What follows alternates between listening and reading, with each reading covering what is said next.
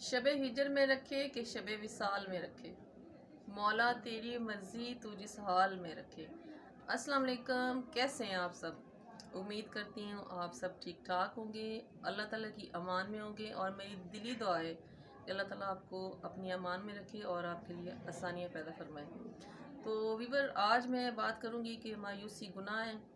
कभी भी इंसान को मायूस नहीं होना चाहिए और इस टॉपिक पे मैं आज बात करूंगी। एक बच्चे ने मुझसे सवाल किया, बल्कि मुझे मैसेज किया कि आप मायूसी पे कोई बात करें, क्योंकि मैं जिस कॉलेज में पढ़ना चाहता हूँ मेरे वालिदैन जो है मुझे उस कॉलेज में एडमिशन नहीं दिलवा सकते और मुझे लगता है कि मैं आगे कुछ नहीं कर सकूँगा। तो आगे जो टॉपिक शुरू करने से पहले मैं आपको बताती चलूँ कि अगर आपने अभी तक मेरा चैनल सब्सक्राइब नहीं किया तो मेरी आपसे रिक्वेस्ट है कि आप मेरा चैनल लाइक भी करें, सब्सक्राइब भी करें और आगे शेयर भी कर दें। मैं आप लोगों की शुक्रगुजार होंगी। तो आते हैं हम असल टॉपिक की तरफ। तो सबसे पहले मैं आपको ये बता दूं कि हमारे जो बड़े हैं या दीनी उलमा हैं या किसी ने कोई हदीस सुनाई है या किसी ने कुछ भी किसी सिलसिले में भी ये बात बताई है कि उन्होंने हमें ये बात ज़रूर बताई है। कभी भी कोई इंसान अगर मायूस हुआ है तो उन्होंने ये बताया है कि मायूसी गुनाह है और मायूस इंसान अल्लाह ताला कभी बिल्कुल पसंद नहीं है व्यूअर। और अल्लाह ताला को मायूस इंसान नापसंद है। कुछ लोग मायूसी में आके ख़ुदकशी कर लेते हैं, कुछ मायूसी में आके बिल्कुल अपने मकसद से हट जाते हैं, कुछ मायूसी में आके अल्लाह ताला के लिए नाशुक्री के अल्फाज बोलना शुरू कर देते हैं, कुछ मायूसी में आके कुछ बड़े बड़े वाक़यात कर देते हैं। तो अल्लाह ताला को इसलिए मायूसी नापसंद है कि जो मायूसी है वो शर भी पैदा करती है, वो अल्लाह ताला की नाशुक्री पे भी आमादा करती है। वो मतलब हर लिहाज से जो मायूसी है वो गुनाह है, क्योंकि जब आप मायूस होंगे तो आप बहुत से गुनाह जो है ना वो इख्तियार करेंगे।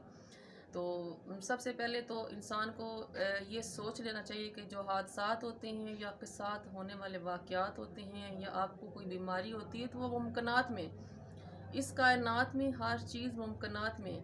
तो आप उसको मुमकिनात में देखें और किसी भी वाक़े को या किसी भी हादसे को आप चैलेंज के तौर पे लें और उस पे अपने आप को मज़बूत बनाएं।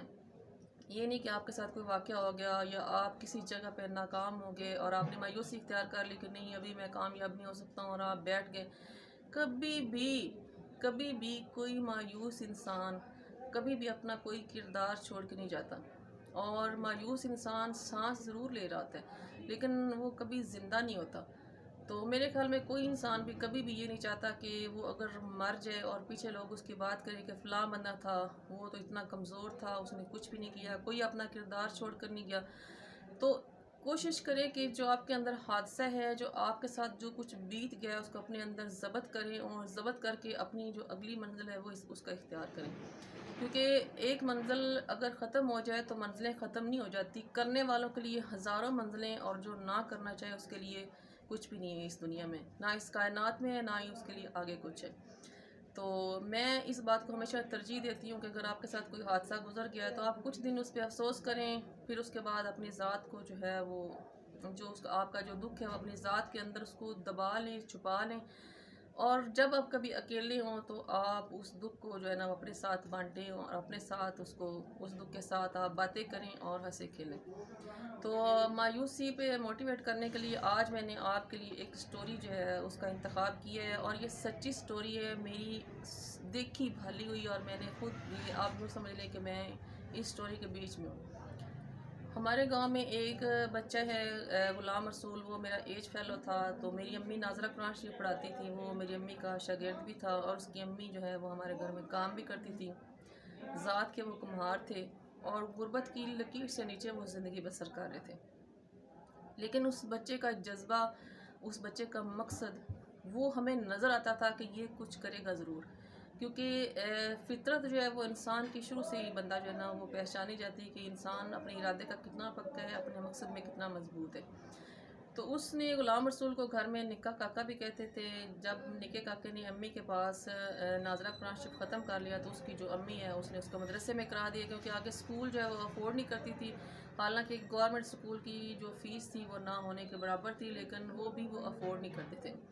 उनके घर में गुर्बत का ये हाल था कि वो अपने घर में जो उन्होंने गधे रखे हुए गधे रखे हुए थे, उनकी जो गधों की जो लिद है उसको वो पहले खुशक करते, खुशक करके फिर वो ईंधन के तौर पे इस्तेमाल करते। उसके ऊपर वो अपनी जो रोटी वगैरह बनाते, एक भट्टी उन्होंने बनाई हुई थी, उसकी उसके नीचे वो गधे की जो लिद है उसका वो ईंधन बनाते और अपनी जो है वो रोटियां पकाते। और यकीन करें कि बिल्कुल खुश्क रोटी वो बनाते थे और उसके ऊपर जो चक्की की पिसी मिर्चें हैं वो बच्चे रखते और हल्का सा पानी बीच में डालते और नमक डालते और वो एक लिक्विड सा बन जाता और वो बच्चे जो थे वो सुबह दोपहर शाम वही खाना खाते थे। मुझे इस बात का इसलिए पता है कि उसकी जो एक सिस्टर थी वो मेरी दोस्त थी और मेरा उनके घर में आना जाना था और अक्सर उन बच्चों के बीच में बैठ के वो रोटी मैं भी खाया करती थी, लेकिन मैं बड़ी मुश्किल से अपने हलक से नीचे उतारती थी। तो आते हैं असल टॉपिक की तरफ। तो गुलाम रसूल जब मदरसे में दाखिल हो गया तो उसने अपना मकसद वहाँ पे भी नहीं छोड़ा। उसने कोई उज़र पेश नहीं किया, उसने कोई बहाना अपने अंदर नहीं बनाया कि मैं अभी मदरसे में होगा, मेरी माँ फ़ीस अफोर्ड नहीं करती और मैं अभी कुछ भी नहीं कर सकता। उसने अपनी माँ से चोरी और अपने जो उस्ताद हैं उनसे चोरी उसने 9th और 10th की तैयारी भी साथ करना शुरू कर दी। तो अल्लाह ताला ने जो है ना उसको ताकत भी दी और हिम्मत भी दी और उसको अल्लाह ताला ने उस पर कोशिश भी करने की तौफीक दी। और आप बिलीव करें कि उसी साल में उस बच्चे ने कुरान पाक पूरा हिफ्ज़ किया और उसी साल में उसने पूरे पंजाब में उस दौर में जो है ना वो मैट्रिक उसने टॉप किया। और लाहौर से एक जो टीम थी वो उसको देखने के लिए आई, उसका इंटरव्यू करने के लिए आई। फिर जो गवर्नमेंट थी उसने जब उस बच्चे के हालात देखे तो उन्होंने उसकी जो फ़ीस है, जो उसके जो बाकी अखराजात हैं वो गवर्नमेंट ने कहा कि हम उठाते हैं। लेकिन हमारे गांव का एक बहुत बड़ा ज़िम्मेदार था, उसने कहा ये मेरे लिए एज़ाज़ की बात है कि ये बच्चा जो है ना ये एज़ाज़ है और इसके जो अखराजात है वो मैं खुद अफोर्ड करूँगा। इस टाइम वो जो बच्चा है वो एक महकमे में बहुत बड़ा ऑफिसर है और उसके पढ़ जाने के बाद उसके जो बाकी बहन भाई हैं उसको भी उसने सेटल किया और आज वो जो फैमिली वो बहुत अमीर है और बहुत अच्छी ज़िंदगी की बसर कर रही है।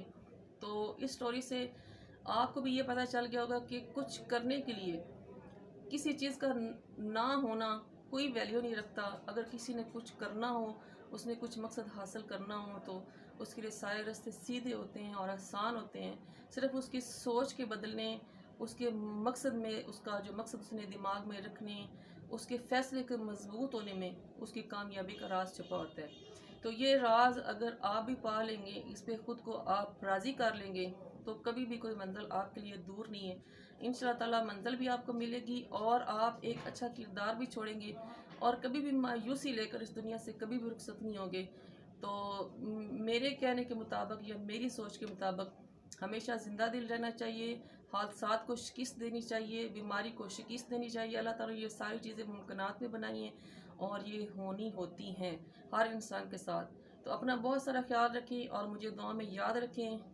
अगली वीडियो में मैं कोई और स्टोरी आपके साथ जो है ना वो शेयर करूँगी और मैं उम्मीद करती हूँ कि अगर मैंने 100 बातें की हैं तो उसमें से कोई एक बात आपके माइंड को ज़रूर जो है ना वो अच्छा तासर देगी। अपना बहुत सारा ख्याल रखें। अस्सलाम वालेकुम।